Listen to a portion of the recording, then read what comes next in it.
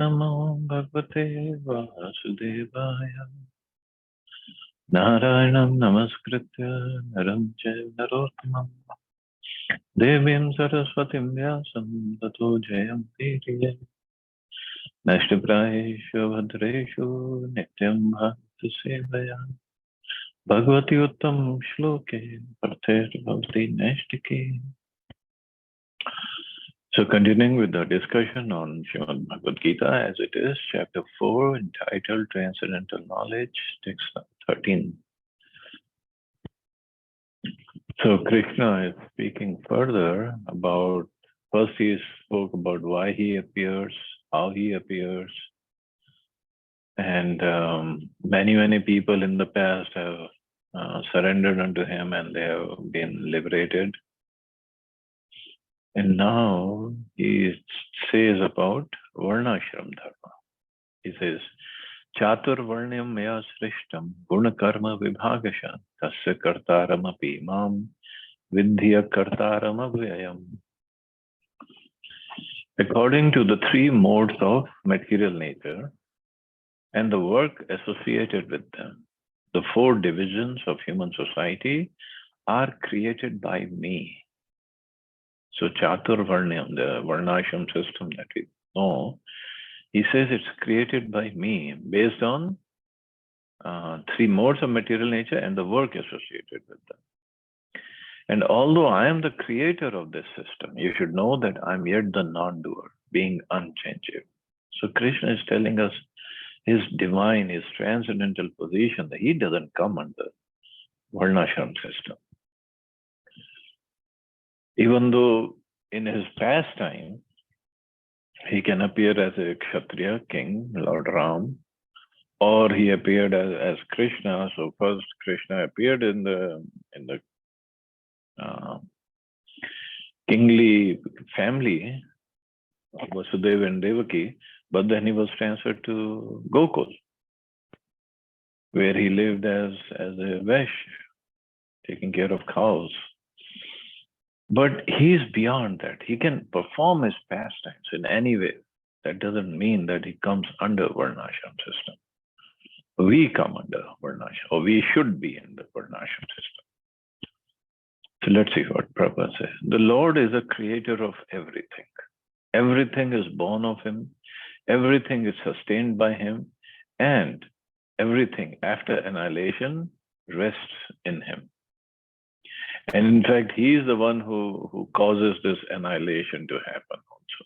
Lord Shiva, we have studied in Bhagavatam, he does the annihilation based on inspiration from Lord Sankarshan.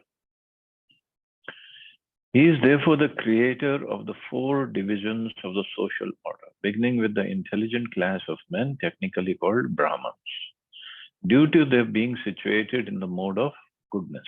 So three modes, as in the shloka it says, so three modes, four classes. So Brahmins are in mode of goodness. So we'll study about the qualities of Brahmins in, I think comes in 18th chapter. Qualities and the work associated with that class. Next is the administrative class, technically called Kshatriyas, due to their being situated in the mode of passion. The mercantile class, mercantile men, called the Vaishyas, are situated in the mixed modes of passion and ignorance. And the Shudras, or laborer class, are situated in the ignorant mode of material nature. Now, when we say they are situated in these modes, but then there are different activities in different modes also, different parts of the day. Like early morning is mode of goodness, afternoon mode of passion when we work hard, and evening time or night time is mode of ignorance when we sleep. So even if a Brahman who's in predominantly in the mode of goodness, he has to sleep in the mode of ignorance. Or a Shudra who's predominantly in the mode of ignorance, he also does some activities in the mode of goodness, like cleaning, taking bath. That's in the mode of goodness. But what it means is it's a predominant mode. And who decides which soul will go into which mode? It is decided by our previous actions, karma, desires in the previous birth. What kind of consciousness we have developed in the previous birth. According to that, we get a birth, we take a birth in this lifetime in a particular predominant mode. It's not like if somebody is born Brahman in any life and he will be Brahman in every life. So not necessarily. Because these modes act on the consciousness, not on the soul. Soul is beyond all this. Soul is always transcendental. But the consciousness of the soul, it gets covered over by three modes. And then it acts according to those modes. Like animals. When we get the body of an animal, then our consciousness is of like a dog. Then soul is not dog. Soul is not, doesn't have the consciousness of dog. But because it gets covered over by those modes, so we act like a dog, we really act like a dog. And the soul in the dog's body, now in this lifetime, he acts like a dog. And soul in the body of a pig will act like a pig. The soul is not of pigs. So these modes act on us according to our karmas and desires from previous lifetimes. And this is also not permanent. We can change it. So now this Brahman, Kshatriya, Vaishya, and Shudra, Krishna clearly explains, clearly in this shloka, Chatur Varnyam Maya Shrishtam Guna Karma Vibhagasha. This division in the society he has created, and it's based on guna and karma, not based on janma, not based on birth. That's why it's called Varnashram system. And this system is there in every society, every country, whether we call it by this name or not. Like there will always be a teaching class or learned people, intelligent people. Then there will be kshatriyas or rulers or administrators. Then there will be business people. Then there will be labor class. It's there. What happened in India and how it became very, very prominent, and in a wrong way. The system, Varnashram system, was there since beginning of time. Brahman, Kshatriya, Vaishya, Shudra. It's always there. But not based on birth. Of course, a boy born in a Brahminical family definitely has some karma to be born in that family, some good karma. And if he gets properly trained and if it is his liking, he carries on as a Brahman. Brahmans' activities are yajan, yajan, patan, patan, dana, pratigraha. Yajan, he does a yajna and he teaches others how to do yajna. Patan, he studies scriptures. Patan, he teaches others how to study scriptures. And dan, he gives charity. And pratigraha, he accepts charity. So one who is born in a Brahman family, chances are he will be Brahman, he will be trained like that. But it's not a prerequisite and it's not a guarantee either. He can take up as a Kshatriya, he can take up as a Vaishya or a Shudra, take up the job of a Shudra. It can happen, and it has happened in the scriptures. Similarly, Kshatriya. Kshatriya doesn't mean I'm born in a Kshatriya family that I will be Kshatriya, like kings. It doesn't mean the son of a king will be king. Similarly, Vaishya and Shudra. But in this earlier the Varnashram system was properly maintained. But with the advent of Kali Yuga, now Kali Yuga, everything is topsy-turvy. Nothing is properly maintained. And then in India, we had Mughals came over, and then what they were doing, their only job was to kill and convert. And they understood if we convert the Brahmins, then it's easier to take over. So it is said that, I don't know which king, Aurangzeb, he was the worst of all. He would not eat food, he would not have his meal until he has 1 kilo of Brahman threads. Now, Brahman thread, we wear Brahman thread, and it doesn't weigh that much. So it means either that many Brahmins had to be killed or converted into Islam before he had his meal. And also so to protect themselves, the Hindu society was also very strict. In Chaitanya Charitamrita, there's a story, it is said that if a Muslim, he just sprinkles water from his water pot on a Brahman, that Brahman would be outcast by the other Brahmins. It was so strict. And then about the Shudras, so they were not properly taken care of by the other society. According to Varnashram system, Shudras means those who serve the other three societies, other three classes, Brahman, Vaishya, and Kshatriyas. So that doesn't mean they were untouchables. If the Shudras are coming into the house of Brahman, cleaning, cooking, washing his clothes, and massaging him, or doing other activities, so he cannot be untouchable.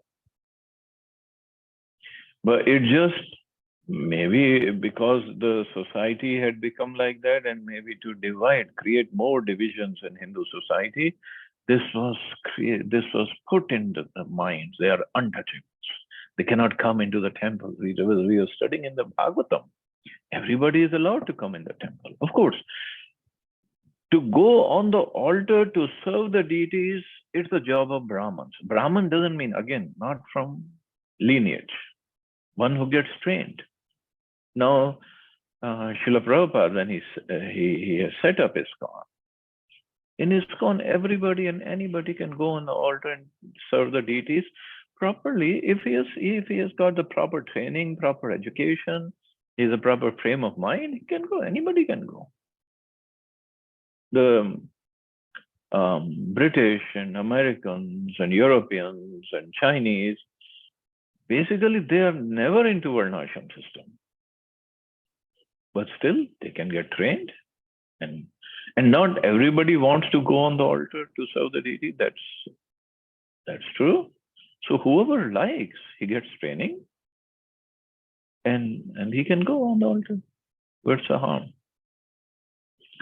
But this strictness from Hindu society, especially the Brahmins, and then on top of it, the Mughal invasion, and then came the British, they even made it worse. So it became a caste system. And the caste system, and now it's only getting worse and worse till we really follow the scriptures.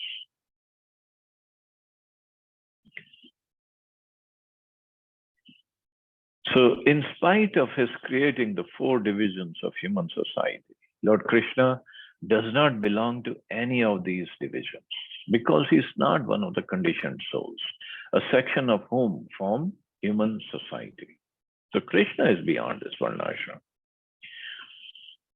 Human society is similar to any other animal society, but to elevate men from animal status, the above mentioned divisions are created by the Lord for the systematic development of Krishna consciousness. Now, even if somebody is a Shudra and he's serving the other 3 classes, That doesn't mean he cannot make spiritual progress. Spiritual progress is for the soul. It doesn't depend on the body. So anybody and everybody is allowed to and is eligible to make spiritual progress. And this system was set up or designed by Krishna and set up for the systematic development of Krishna consciousness. The idea behind Varnashram system is not, okay, we live as a Brahman or Kshatriya and then we die and we take birth again, either live Brahman, Kshatriya, Vaishya, Shudra. No. Its idea is to develop spiritually. So even if somebody is working as a Shudra and he gets time, he gets encouragement, and he can develop spiritually. Now there's one example. See, Shudras are not supposed to take up the work of a Brahman. Because so the point is they'll only create havoc. Brahman means in the mode of goodness predominantly and very much satisfied in his life. He lives poorly with whatever little he has. So that is Brahman. And in living like that, he never gives up his service of teaching others. And also, they have to do some austerities, some tapasya. Without tapasya, nobody can live so simply. So it so happened during Lord Ram's pastime, his rule. So when he came back after killing Ravan, and he was ruling over Ayodhya, one Brahman came to his palace. And he said, Ram, you're an offender. Lord Ram said, what did I do? And everybody was there, Lakshman, Bharat, Shatrughna, Hanumanji, everybody was there. What did he do? What happened? Brahman said, I am living and my son has died. So even that time, Lord Ram's rule, or in Treta Yuga, Satyuga also, the system was that father dies, son lives. I mean, even the death was not like anybody can die anytime. Kali Yuga, it happens, right? But it never used to happen earlier. But in this case, this Brahman son had died. So Brahman came to the king and says, King, you are responsible. You are not ruling properly. That is why this happened. And that is why, of course, Lord Ram is Bhagwan himself, but king was always given respect as a representative of God. So Lord Ram, he said, it cannot happen just like that. I mean, I am ruling properly according to scriptures. How come his son died? So he sent his people everywhere to find out if somebody is overstepped his duties of Varnashram. So they found one Shudra in the forest. He was doing tapasya. Now, Shudra doesn't mean caste-wise. Shudra is because of his guna and karma. So the soldiers brought him in front of Lord Ram. And Lord Ram, after hearing the whole thing, he gave this Shudra capital punishment, death sentence. Now, these days, politicians, because they don't understand scripture, they have no need to. They just want to get votes, that's all, and remain in the power. So they bring up this incident, Lord Ram also discriminated against Shudras and lower caste, so that's why Hindus are against it. No. Lord Ram is beyond all these caste divisions. And so why he gave death sentence to the Shudra? He was just doing tapasya. Because first of all, he's not supposed to do tapasya. But Lord Ram was actually pleased by his tapasya. But it was creating problem in the society. in the kingdom. So he gave him death sentence, and then what happened? These politicians, they never talk about all because they don't understand scriptures. He sent that soul back to Vaikuntha. He said, "You have pleased me. You have purified. Go back to Vaikuntha. Do no more birth again for you." This is Lord Ram's kingdom, his judgment. Not just whimsically like any king, okay, you die and you get money and you live or whatever. No, that's Lord Ram. But the point is the Varnashram system. One in Varnashram system can make progress, but he has to do the work of his whatever Varna he is in. That's all. So Prabhupada further writes, the tendency of a particular man toward work is determined by the modes of material nature which he has acquired. Which he has acquired means these are not intrinsic in the soul. These material modes are material. One in the material world, he gets consciousness covered over by any of these modes or combination of these modes. Such symptoms of life, according to different modes of material nature, are described in the 18th chapter of this book. So it goes into one shloka each for every mode, but in Bhagavatam it's been described in much detail.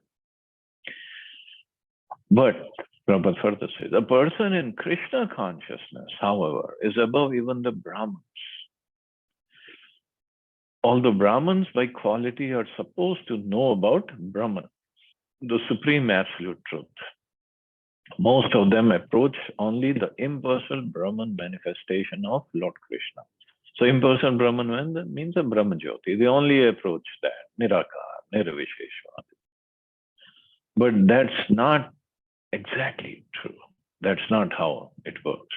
And Brahman is Brahma Janati Iti Brahman. Brahm means the supreme truth, the absolute supreme truth. That's what one who knows, who has knowledge of that is a Brahman. But a man who transcends the limited knowledge of a Brahman and reaches the knowledge of the supreme personality of God, Lord Shri Krishna, becomes a person in Krishna consciousness, or in other words, a Vaishnava. So Vaishnava is above even Brahman, but they don't consider them above because of the humility. See, a Brahman only knows, actually he's supposed to know Bhagavan, but he only gets to know up to Brahm Jyoti aspect. A Vaishnava not only knows Bhagavan, he serves Bhagavan with love and devotion. Huge difference. But regardless, a Brahman is also very, very dear to the Lord because he knows the scriptures, he knows some aspect of the Lord, and he teaches others. And when we call about teaching others, he can also teach Shudras. How much they will understand, how much they grasp, that's up to them. But Vaishyas and Kshatriyas definitely have to go through some spiritual training. Krishna consciousness includes knowledge of all different plenary expansions of Krishna, namely Ram, Narsimha, Vara, etc. So plenary expansions means they are on the in technical terms, they are on the same plane, but they have different pastimes. They display different powers and have different pastimes, like Lord Ram. Lord Ram is non-different from Krishna, but in his incarnation as Ram, Krishna only displayed certain strengths. And he had wonderful pastimes, and he is called Maryada Purushottam. Krishna, when he comes himself, he is Purna Purushottam. He displays different characteristics. He comes as Chaitanya Mahaprabhu, he is Prem Purushottam. But they are all the same. But their followers or their devotees of Ram, they're also perfect, but they only associate or deal with Ram or worship Ram in that particular mode. They cannot deal with Ram in the mode Krishna's devotees deal with Krishna. There's two different relationships. Like Krishna's cowherd boyfriends, they sometimes even defeat Krishna, or Krishna feels pleasure, gets pleasure in defeated and getting defeated by them in games. They sometimes get on the back of Krishna because this is how the games are. Krishna and Balram, they're always in opposite teams. So Balram has his set of Gopas, Krishna has his set of Gopas, and then they play together, whatever play is going on. And then sometimes the deal is the team who loses, he has to carry one boy from the other team to a certain distance on his back. So sometimes Balram's team wins, and Krishna also has to carry one of the Gopas to a certain distance on his back. But can we imagine somebody doing that with Lord Ram? Even though when he was as a little boy. No. The mood is different of devotees of Ram. But that doesn't mean there's anything lacking. They're all perfect. It's all, they're asankhya, ananta incarnations of Krishna. They all are perfect, but just different mood. And like Lord Nrsimhadev, he came just for a little bit of pastime, but he was completely in a different mood. Prabhupada further writes, and as Krishna is transcendental to this system of the four divisions of human society, a person in Krishna consciousness is also transcendental to all divisions of human society, whether we consider the divisions of community, nation, or species. Wonderful line Prabhupada writes. A person in Krishna consciousness is also transcendental. So he doesn't come under Brahman, Kshatriya, Vaishya, Shudra. He might do the activity of a Brahman, a Kshatriya, Vaishya, Shudra, but his consciousness is beyond that. But that doesn't mean he doesn't do the activity, and that doesn't mean he doesn't follow the system, because otherwise there will be chaos in the society. So he follows for others, so that others can follow him and live properly. But at the same time, he makes progress in bhakti, because that is Krishna consciousness. So I guess we can stop here. We only take the one shloka. And let's see, anybody has any questions or comments? Oh, nice class, Prabhuji. Thank Very you. in-depth, interesting, Prabhu. Very nice. Yeah, it was such a good system, and Kali Yes. Yuga and its effect Yeah. has really messed it up. This last few 100 years has made mess of India. Otherwise, Yeah. was perfect. Yes. And that we are suffering, trying to remove those seeds. The seeds are invited. Yeah. But those seeds are growing in US, wherever Indian societies are, ISKCONs are there. They are growing very good. Yeah. Yeah. But again, effect of Kali Yuga, the challenges are there. Yeah. But this impact of this movement of Chaitanya Mahaprabhu is going to be spread further, no? Well, Though it that's is why a Kali Mahaprabhu Yuga, said, but this movement is going to. every town and village, he said, there'll be chanting of holy names. Maybe few hundred or few thousands here, it will further expand, and then it will probably die something like that. Mahaprabhu said this movement will be there for 10,000 years. 10,000 years, yeah. Yeah. Yeah. So we That's just nice. have to do our part. Exactly. Yeah. Very nice. Yeah. Chalo. Okay. So you all have a safe and wonderful day. Hare Krishna. Jai Srila Prabhupada. Hare Krishna.